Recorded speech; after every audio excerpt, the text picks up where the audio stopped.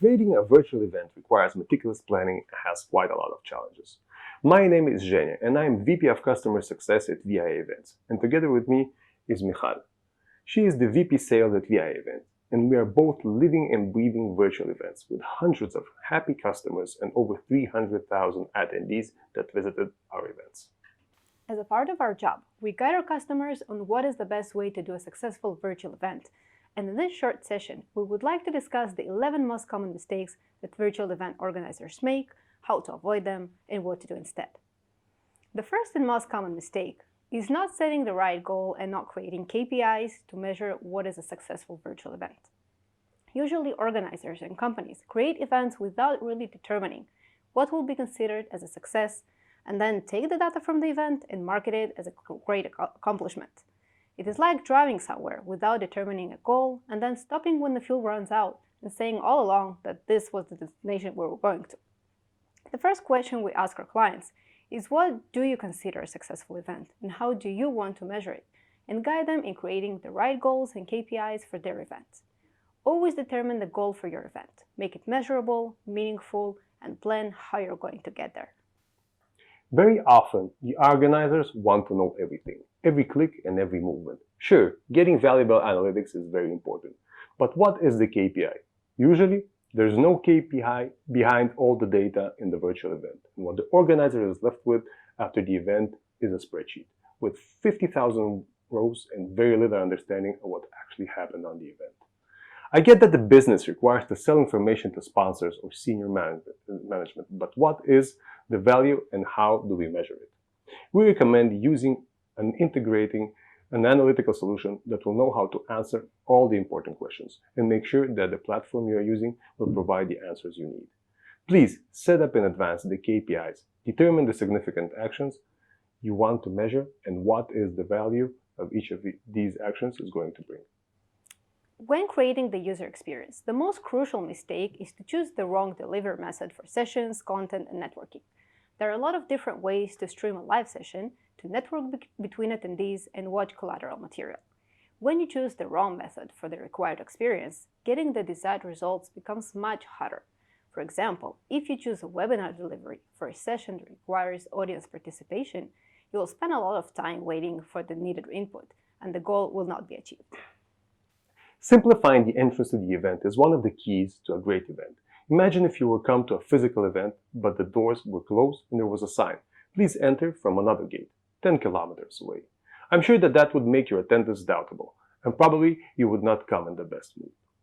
Same goes for the virtual event. You aim to make the event as close as possible to real life, and your attendees feel that they just need to reach their hand out to the keyboard and they're in. A great example we have that luckily wasn't in any of our events was when a high-tech company organized a single customer event and did not make sure that the event domain isn't blocked by the customer's IT. The result was that all the people that tried to go in through the customer's network were not able to reach their own event. A disappointment at the entry stage is crucial and will most likely affect all the engagement and ROI you were aiming to have. Make sure to use the marketing automation tools that you are used to, and that the platform service can hold the concurrent attendees. An event without attendees, whether it's physical or virtual, is like a car without tires. Make sure you are ready for the fun ride with all your invitees. Just because something can be clickable doesn't mean it has to be. Trying to make as many elements as possible clickable will only cause confusion and deter the attendee from clicking altogether. All the effort should be invested in creating a meaningful interaction when a click actually shows the attendee's intention. As an example, in a showcase booth, we recommend no more than 3 clickable elements with an obvious, easy to understand, and value-driving actions behind every click. This is how you get a qualified lead that saw your video, downloaded your incredible one-time offer, and maybe even talked to your on-site expert. This way you have a laser pinpoint on what the attendee and what their desire is. This mistake is really way too common, one of the most dire ones. It doesn't matter how good and interesting your sessions are and how obligated is the audience to listen to them. Usually there are simply too many sessions and they are too long. People simply zoom out when thinking about the number of sessions and their length. Remember that in an in-person sterile environment with a very interesting subject, people have about 40 minutes of attention time.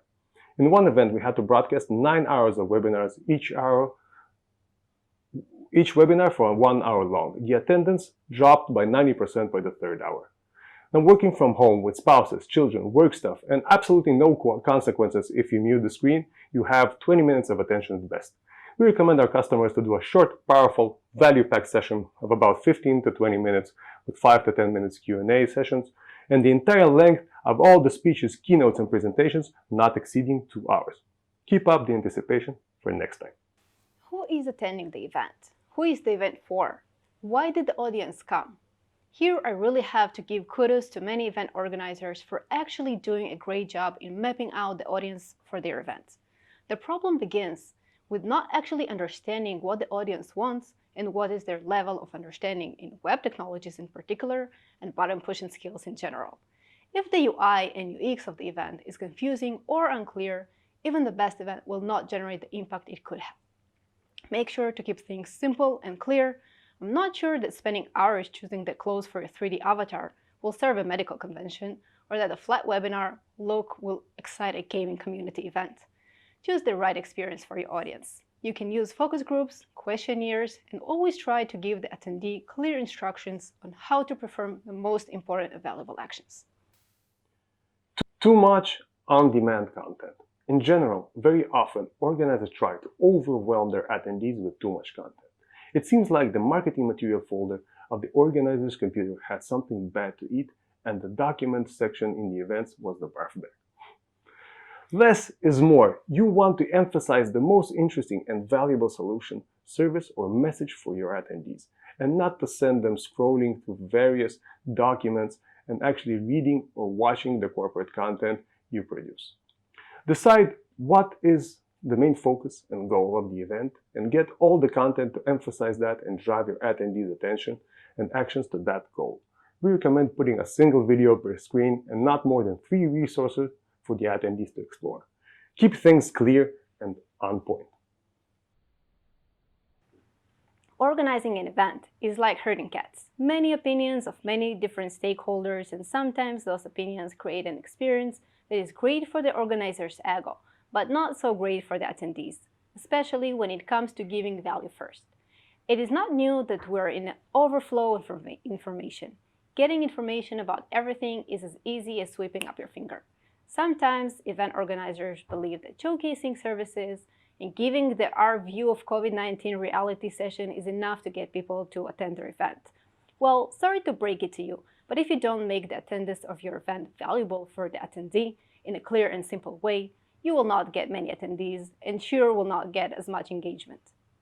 What brings us success to our clients when they seek to organize their event is their approach to creating value. Be it launching new products, teaching partners how to get the most of the products and services, or simply sharing something special and tailor-made for their audience. We strongly recommend that you think and determine what will be the most valuable thing that your audience can receive and focus your event around that. Live sessions are tricky. Event organizers usually think that the best way to hold a virtual event is to invite all their speakers to live sessions independently or for a panel. The tricky part is that few things are not taken into account. First, the pressure of a live event. It's really easy to believe in advance that all will go smoothly, but reality sometimes shows otherwise. If your speaker's internet connection got lost, or if their computer just rebooted, well, too bad. Second, not everyone is able to deliver a live session in a coherent and clear way just like that. It takes practice and knowledge to hold your audience through a screen with a 30-second delay. The best practice here is to let the professionals do what they do best. Either pre-record your session, edit and make it the best way it can be, or practice a lot and hope all will run smoothly. Believe me, after your outstanding session, many attendees will be curious to ask and better understand the information that they came for. For the Q&A part, you can definitely have a live experience and fill your audience. A great win-win for all. In a virtual world, it seems like everything is possible, or at least that is what people tend to believe. Very often, when thinking about creating a virtual event, Organizers get those big eyes and start going with wild ideas of as many features as possible. And forget what the audience actually needs. Creating personal avatar profile pages, integrating smart matchmaking AI, and many other features in a certain event will have great value, but in others will simply overcomplicate the experience. The more simple and intuitive the experience is, the better. We advise to create the most straightforward experience, one that resembles the real event experience the closest. You go in, get the info and networking you came for, and get out. Now, after we touched on the most common mistakes that event organizers make and shared our experience on how to avoid them, you can ask us questions in a live Q&A sessions in a few short moments.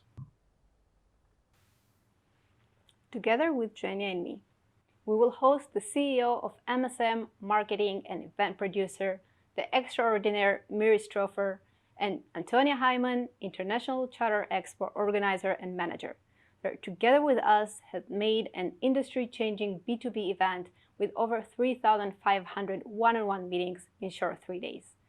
They will share their virtual event organization and execution experience. Feel free to ask questions and comment. Please stay tuned.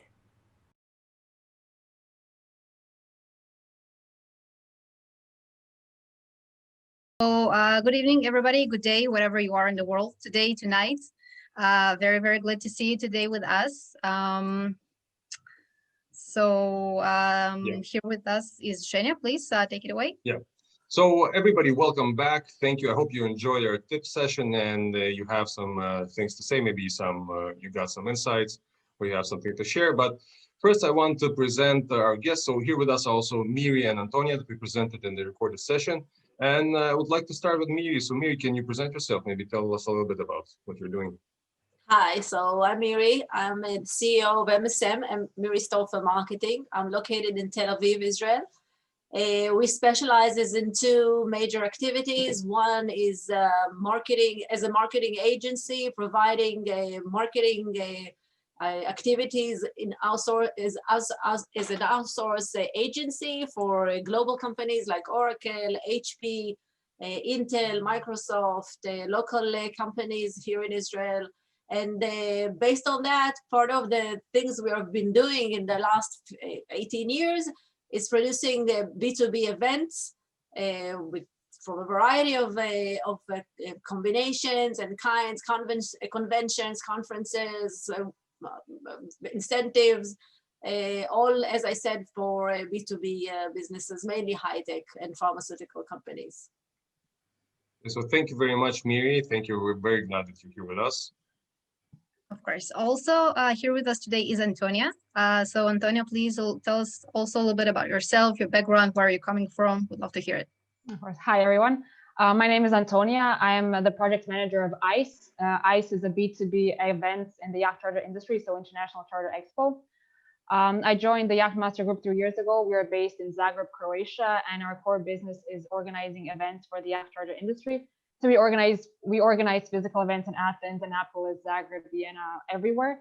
And this year, so last year in 2020 was the first time we made an online event with VII together. And this was because of Corona, we couldn't organize a huge event physically. So that's basically where I'm at. I organize events. Great, wonderful. So thank you so much, Antonija. And I really want to reflect for all of you today here with us that this is a panel discussion live, and of course we'll already have a few questions from the audience.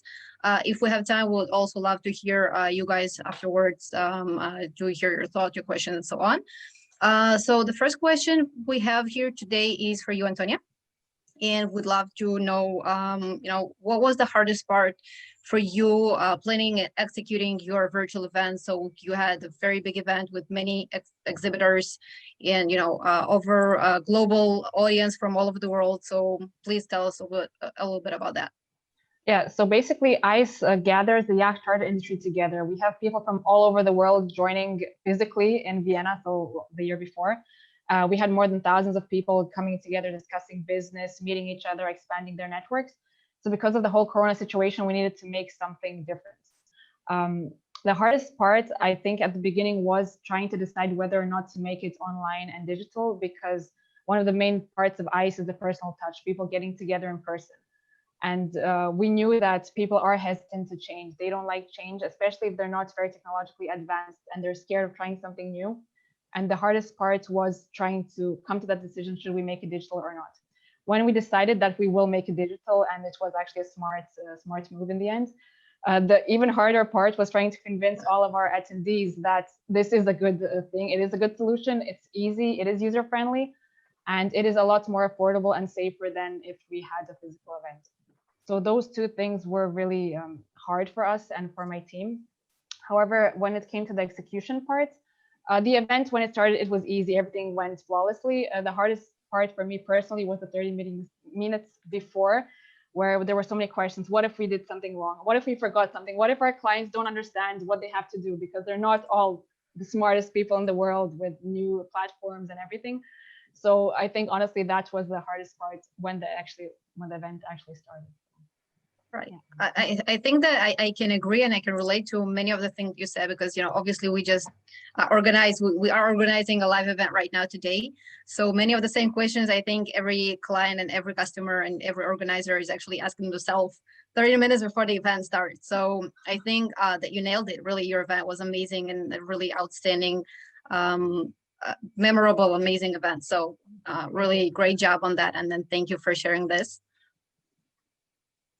Miri, the next question is for you. So in 2020, you actually reinvented yourself in virtual events and starting moving all the production and everything that you were doing physically to virtual events. And you did a lot of virtual events. So I'd really want you to share some of the best practices, and you can tell our audience what are the best practices in organizing and executing virtual events. Okay, so since we are located in the Holy Land, I would say that I have 10 commandments. First of all, and above all, is content. It's not a cliche, it's a real thing. It's always a challenge for me to persuade the customers to understand that we have to be creative. We have to find the right content in order to really provide a valuable, added value to our customers. So content is the king. The second thing is we have to take technical professionals like you guys. We have to make sure that everything works smoothly. If in a general event or a physical event, if something goes wrong, then we have the right food, or we have the entertainer, or we can do some kind of a bypass to overcome that. In virtual events, technical issues are crucial. 1 minute of silence looks like the end of the world.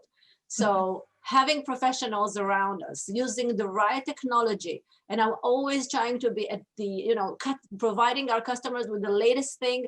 And this is why one of the reasons that we chose 3D, because it really gives something else. We've been working with Teams, we've been working with Zoom, WebEx, Wova, if somebody heard of that. We tried everything. And we always try to fit the right technology to the right budget, to the right customers, to the right concept of the event. So technical professionalism is a must. Then dry runs, again, saying the technical issues are important. Dry runs, as we say here in Israel, it's hard during the training, but it's easy when it's in the battle. So dry runs, do your best in order to make everybody's ready, as from the little things to the most crucial things. 4, stay focused and dynamic. I always tell our customers it's much easier now on virtual platforms to just quit, just push the leave button and your customer is gone. So we have to be dynamic, we have to be energetic, we have to be focused, and we have to be able to say what we want in few minutes. 10 minutes, 5 minutes, 20 minutes session is, it's more than enough, because I'm trying to do our events not more than 60 to 75 minutes altogether. And then the fifth one, as I said, stick to the 60 to 75 minutes. Then be creative and work on all 6 senses. Yes, not 5, 6. We have to be able to combine the real world with the virtual world. From day one, I always send pizza, ice creams, giveaways, ingredients for cooking lessons, you know, different kind of games in order to create the connection between, you know, the virtual or the digital 2D dimension to the real world in order to really make it a holistic experience. It's so crucial for us as human beings to get together. Now we're with all the lockdowns and everything, we are missing one another. So I'm trying to do everything we can in order to connect people with all 6 senses. We have to, the 7th one is stay beautiful, be aesthetic, make sure that every detail is nice. I mean, everything should look, you know, since we are looking at a screen, we have to, you know, we have the time to really drill down and see the details. So we have to be branded. We have to look at every graphic design that we're doing, what we wear, how we present the entire atmosphere is really crucial. So stay beautiful. And the last one is really try to use your virtual event outcomes as digital assets. I always say it's not, people, our customers sometimes believe that since it's on a digital or a virtual platform, then it's not as expensive as a physical one. Well, it's true in a way, but still we have to realize that in order to create good quality content, we have to invest in video stories, customer stories, branding, and then to use all these assets, all these contents that we're using, to reuse it. Since it's all recorded, we can reuse it as digital assets for our social media activities and our websites and direct mailers to our customers. It's important to know that the event is not the cause, or it's not the only purpose. It's one of the means that stands for us to pursue and proceed with marketing activities. Hey, Miri, thank you very much. Look, guys, everybody at this meeting, we're very lucky to get this serious drill down and understand actually the small details from somebody that lives these events the same way as we in VII from day to day, and different platforms, different things. So thank you very much. That was very interesting, and it's very important that you shared.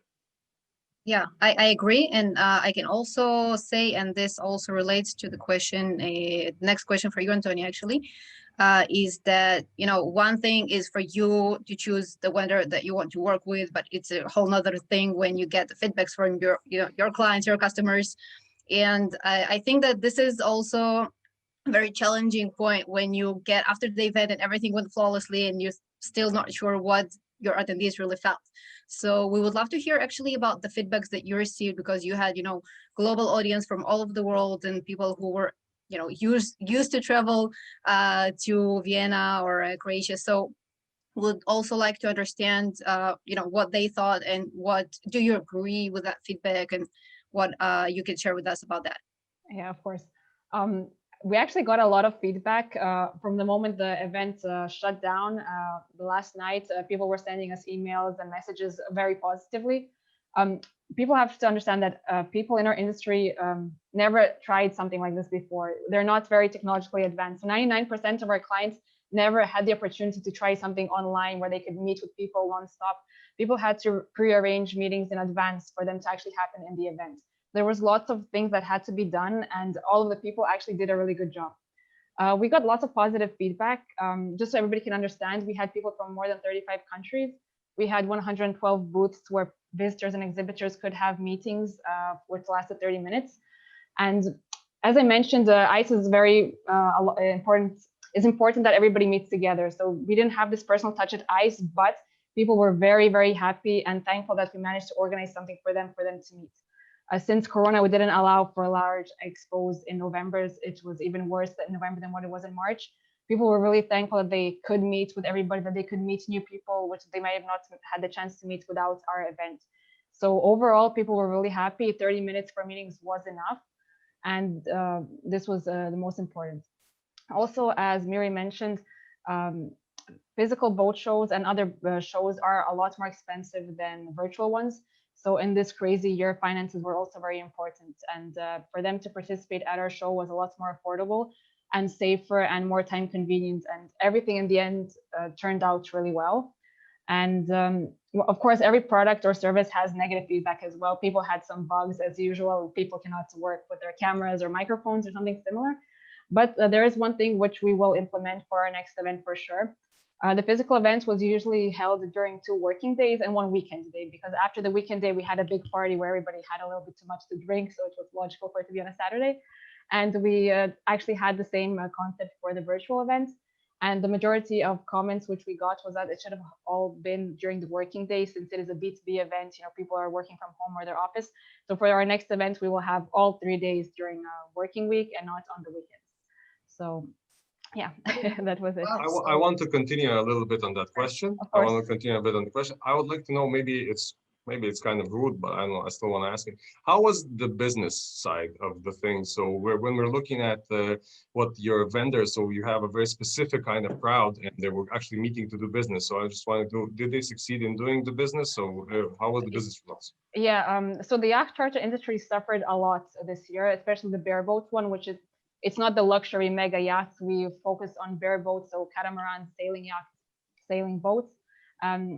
It suffered a lot this year, and it was very important for people to get together to discuss what happened and what could and what can happen in 2021. So charter companies, they rely on agencies. Agencies rely on charter companies. Charter companies rely on shipyards and new boats being sold. So it's all really strongly connected. And for them to get together and discuss something, it was really important. And I think that is why ICE is so successful, because we gather people from all over the world together. Everybody focuses on business in 3 days. There are no other distractions, and you manage to do a lot in 3 days for your business and for the future sailing season. Yeah, absolutely. I think I agree. And I think the most important part about feedback is, of course, not always get, you never get just the feedback that you want. And I think that this is the good part of it, because the feedback that you may not think about before, you now know, and you can get better. So this is the way that I can relate to getting feedback and always take it to the next stage, and always, make sure that the next event would be always better and always more successful, and would, answer my aims and my goals in the best way. So I think that, this is the best part of the virtual world as well, that you can just change and pivot and innovate, like almost every day, really. So this is, I think, really, really great. Thanks, Antonija, for that. So I want to ask a question actually from the chat right here. So we have a question, and I just want everybody to address, and of course for Miri, and how do you see the integration of virtual events when physical events come back? Do you think companies will opt for virtual events only or hybrid? Especially as a producer, that's interesting what you have to say about it. Yeah, actually, we made an event in February, and our main message was that hybrid events will be the thing. We can see that we can definitely get the reactions from our customers that they totally say that it's in many cases it's cost effective. Their clients using their time much more efficient. They don't have to stay in traffic, to be stuck in traffic. They don't have to look for parking. A lot of C-level customers have joined these events because it takes only an hour from their time instead of a half a day. So a lot of CTOs, for example, took the opportunity to join these events where usually they didn't show up. So, and so I believe that it will be a combination of both. From one hand, as I said, we're a social animal. We want to see one another. We want to get together. But on the other hand, it's really gives you an opportunity to expand your exposure to a lot more countries, many more people than usual. So I think that by having a hybrid event, you can actually really enjoy both worlds. So I agree with this. I think that we might also consider doing it hybrid as well. It's a lot more time efficient. For example, the halls where we have our expos, they're really large. So walking from one meeting to another, you waste 5 minutes. You go to the bathroom, you see somebody, so you grab a quick coffee. Having it online is very, very time efficient. So. Not only that, I would like to also mention the fact that it really gives you a lot of data on your customer's journey, something that in a physical event, it's not there. I mean, I know that he came, I know that he might visited this and that booth, but I don't have a really recorded a customer journey from the beginning, from the first stage that he registered until the last item that he downloaded from a booth, or whom he met, who he talked to. It's something that it really gives you so much as a marketeer. It gives you so much information that in a physical event, it's not really there. Okay, and this, I'd like Miri for you to a little bit maybe elaborate on that. So we actually, you know, one of the big pluses is that actually we collect data from everything. In every virtual event, we have data. And how do you see your clients, and was the data insightful? So did it help them to get better business results? Yeah, absolutely. As I said at the beginning, I must say that as a marketing consultant company, in addition to our role as an event production company, I found a real treasure in VII platform, since it's absolutely an amazing data-driven platform. I've worked with others. I mean, Zoom also gives you this and that and a number of information like duration time, but you don't really know what the customer did while he was watching your event. So the ability to track a detailed customer journey from, as I said, from the registration stage to the information that each participant has uploaded to the, or until to the one-on-one meetings, are great lead generation platform. And then our customers are looking for that. And this is one of the major services that are expecting from us to give, because at the end of the day, besides the customer experience, which is really important, they want to create business opportunity. They are looking for leads. And most of the companies, due to the COVID-19 economy situation, it's a must-have to have a real lead generation and an ROI tools that they can measure the effectiveness of every marketing activities that they're doing. So you're really one of the best data-driven platforms that I was working with.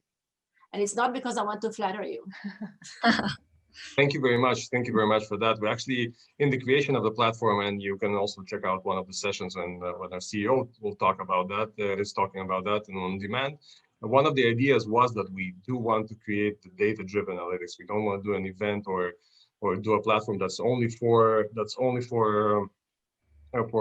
showing that we exist. We want actually to get some good information that will help clients and do business. So I must say that another, yeah. sorry to interrupt you, Yeah, but another thing which I think that it's another advantage of you guys being in a startup atmosphere or DNA that you guys have, is that, for example, with the event that we did with Autodesk for the BIM forum, I saw that you were very attentive when the customer wanted to get some kind of an information that wasn't there. You guys really took the challenge, and you developed what was missing, and you provided the information that you was missing. And this flexibility is crucial to a market which facing an uncertainty. And you know, as Michal said, we are reinventing ourselves every day now, which is great. And it's if we have the flexibility to provide that to our customers, then it's perfect. I agree. I think that I really think that, you know, every challenge brings its opportunity with it. And of course, once we move to the digital, we'll of course have limitations, but we'll also of course have the benefits that we didn't have before. So if we learn how to use it correctly and how to benefit to, you know, to make it better for us and also for our customers. So I think this is what drives us. And we as a startup company, as you mentioned, Miri, we are a customer driven and centric startup. So we really want to give you guys the best analytical information that you can use, and you know, to benefit the next event and make everything better and understand what your customers like, what they don't like. And of course, and maybe this would be also related to the question, to the next question for you, Antonija. So obviously there are many challenges, as I mentioned, but of course we need to understand, you know, what maybe were your most difficulties, or you know, the more challenges that you confronted with your customers, and how you think next time would be better, and you know, what do you know today that you didn't know before, so you know, to get better for the next time. In general, it was all a big challenge, since it was the first virtual event my team and I ever organized. Every part was a big challenge, but looking back at it now, 2 months after the event, and going over everything, I think that the biggest challenge we faced was convincing our clients and sending over the message that virtual is okay, it's user friendly, it will not forever replace the physical events, but it is something new which we have to adapt to. We have to start using new technologies and everything. So yes, okay, there's no partying, there's no getting together and everything, but it was really hard for us. It took us months to convince everybody that it is okay to go digital. You know, it's safe, it's okay. So that was the biggest challenge. And I think for the next event, since we got lots of positive feedback and everybody in our industry talks, and of course word of mouth always happens, so it will be a lot easier for us to organize the second event than what it was the first one, for sure. For sure, we're already getting questions when the next one will be, so this is something positive. Great, amazing. There is an interesting question from Danielle. I must address it. She's asking if this platform is mainly for big companies or smaller or startups. I must say again that the virtual platform is equal to everyone. This is one of the most amazing things. No matter how big is your budget, with the right idea, content, and creativity, you can maximize this platform and really reach way more a targeted audience than in any other channel. So I strongly recommend to use it, no matter how big you are, and in every budget, you can do that. Of course, that's Thank you absolutely very right. much. So here I want to ask a last question, our last question for today. And I will first address it to Miri, but I also would want to hear your thoughts on that, Antonija. And Miri, what would you actually consider a successful virtual event? So after a lot of events, some successful more or less, so what is a successful virtual event?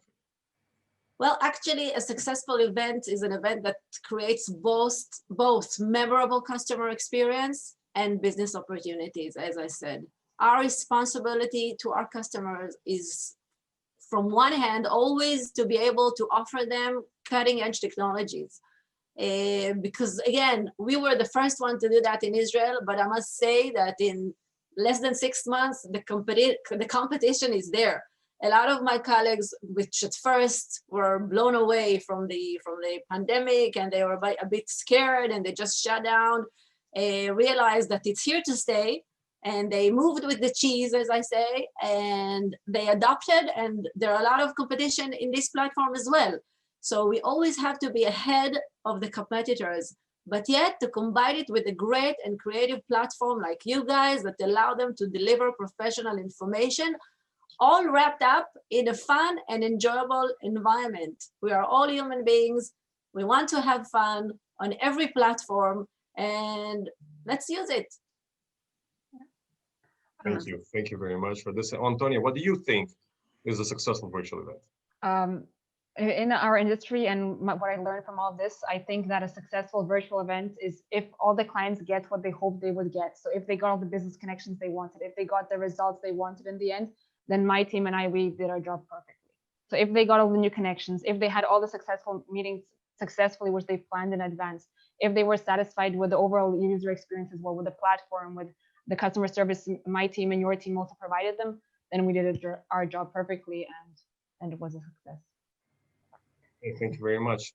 So I think I'd like us to summarize. So first of all, thank you everyone for coming and for taking part of this event. This is important. Without you attendees, all this wouldn't be possible. And we invested our time and we tried to create the most interesting and good event for you.